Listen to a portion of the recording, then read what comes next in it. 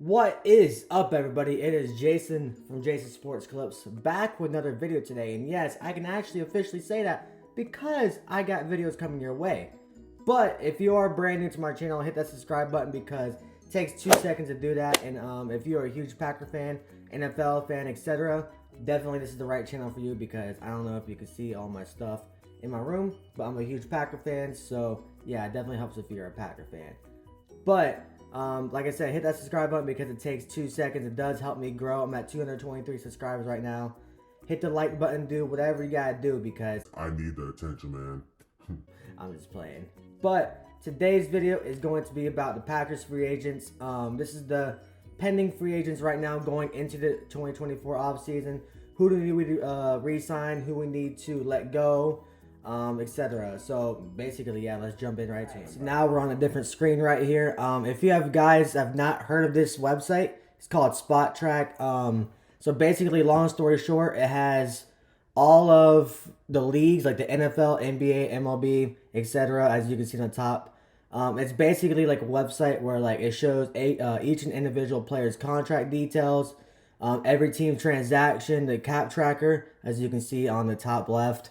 It has all kinds of cool features on there. I think it's really cool. You guys should check it out if you guys have not heard of it. But we're only going to look at the Packers free agents, by the way, today because there's too many teams out there. I can't do all of them in one video. That'd be a literally 5-hour freaking video. So only Packers-related content. But I'm only going to talk about the players that are kind of well-known. There's like, most of these players you have guys not even heard of. For example, like Josiah DeGuara, I mean, he's not a good tight end at all. Basically, he can go. But basically only going to go into detail into the major players like Darnell Savage, like A.J. Dillon, etc. So we're going to get into it now. But I'm going to filter it by the position. So Bo Melton, he started to pop off really at the second half of the year. He's only 25 years old. And before I also get into it, the status, the UFA, which is unrestricted free agent, he can go anywhere he wants. Then he got the ERFA, which is exclusive right or restricted free agent, which basically means that if the Packers offer at least a 1-year league minimum deal, then he can't sign anywhere else. So basically, he's coming back to the Packers. And then restricted free agent is basically like the Packers can't offer them a contract, but they can also negotiate with other teams. So, and if he does end up signing with another team, we get like a late compensatory pick. So basically that's how it works. But anyways, enough with the little learning lessons over here. Bo Melton, I think we for sure should sign him because he definitely popped off second half of the year. 25 years old. And we can basically sign him for league minimum. So I don't see why we shouldn't sign him. Like, that'd be kind of a no-brainer move to sign him back. Josiah DeGuara, I think we should let go. He's our third-string tight end. We drafted him in the 3rd round a couple years ago. He has not been productive at all. Injured on and off, so he can go. Tyler Davis also was hurt last year for literally the whole season. Completely irrelevant. He can basically walk. Josh Nijman is also another guy that's like a backup tight end. Not a backup tight end, a backup tackle. He's not that good. He's been on the Packers for a few years. He can basically walk. Caleb Jones, I would sign him as a Packers. Just for signing for depth pieces because, you never know, injuries can happen. Jonathan Owens, I think we should sign him back. When I go into each detail, like Darnell Savage, like A.J. Dillon, I'm going to go into another website. So you think I'm just skimming over these players real quick? Yeah, but these are like the bum players. No offense. But Jonathan Owens, I think he had a good season, as, a freaking backup strong safety, basically. I think we should re-sign him just for depth pieces.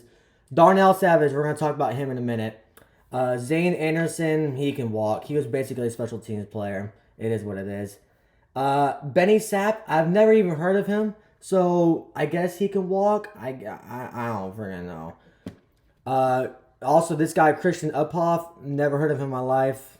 And I'm a Packer fan, unfortunately. So, I don't know how I haven't heard of him, but it is what it is. A.J. Dillon we'll talk about in a second. Patrick Taylor, I think we should just let walk. I mean, he's been up and down in our practice squad, active rosters. He's been all over the place. Just let him walk. We could draft another running back. Daniel Whelan, wasn't that bad as a punter last year. I think we should re-sign him for you see that little 750 right there? That's like the recommended signing. If we do end up re-signing him, I think we should re-sign him.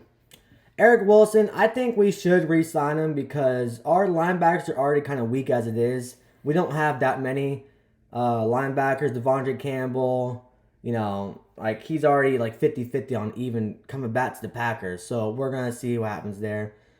John Runyon, I say we re-sign him. He actually wasn't that bad, but, we need pieces on the offensive line. Like, that's one of our, not weaker positions because we were pretty solid, but when it comes to depth, yeah, we need, a backup guard or whatever.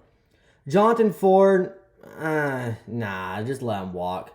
Keshawn Nixon, I do think we should re-sign him as a special teams player because he is a really good punt and kickoff returner. He didn't have that great of an offseason or that great of a season this last season, but still definitely re-sign him because you never know. He could bounce right back. And then Robert Rochelle, he barely even played last year. Just let him walk. I don't really care.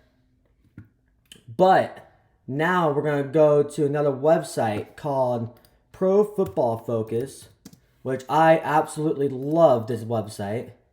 I'm not going to edit any of this out because it takes 2 seconds to get to it. But we're going to go to the Packers. And this is going to show, like, basically the player grades throughout the year, throughout their career, etc. I know I keep using the same word, etc., because I like it. But I love this website. It shows freaking literally everything. So, when we're going to go to the running backs first, we're going to talk about A.J. Dillon first because he is an unrestricted free agent. He's been on the Packers for the last 3 years. And you can see that 2021 was probably his best year with 86.2 grade. So basically, the higher the grade is, the better it is. Like, it's just like a score, like you get on a test or whatever. 100% being the best, and then 0% you suck, basically. But last year, as you can see, is one of his worst years, 75.7 grade. And he was kind of injury prone last year. He wasn't injured the whole season last year, but it depends on what exactly A.J. Dillon wants. If he wants like a 4-year, $30 million contract, the Packers are going to absolutely let him walk because, A, he's only our second string running back. And, we already got Aaron Jones that is. But it's not even worth that money because we don't have all that money for a running back. But if he wants that money, I think he can go somewhere else to get it. But I think the only chance that the Packers are going to end up re-signing him is if it would be like a 2-year, $7 million contract, something cheap, until maybe Aaron Jones ends up retiring or, not retiring, but ends up not re-signing with the Packers in a couple of years. So long story short, I would bring A.J. Dillon back, but if he wants over like $7 million a year or like even $5 million a year, I think we should just absolutely let him walk because it is not worth that. So basically, long story short, A.J. Dillon, if you want to come back, it better be super cheap, but that's literally about it. Now we're going to talk about the last player, which is actually a pretty big one, Darnell Savage.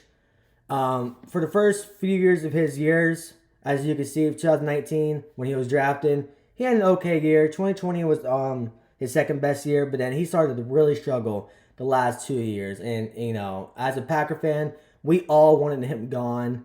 It was not like he was just making the whole defense really, really bad. But as you can see in 2023, he was the 15th best safety in the league, 75.5 grade, which is by far his best in his career. And I think the Packers should re-sign him too. What was his contract worth? There was a graph. Oh no, it's not. It's not on that. It was on another website. But he's only 27 years old. Right? Is he 27 years old? Yeah, something like that. I can't find his age or whatever.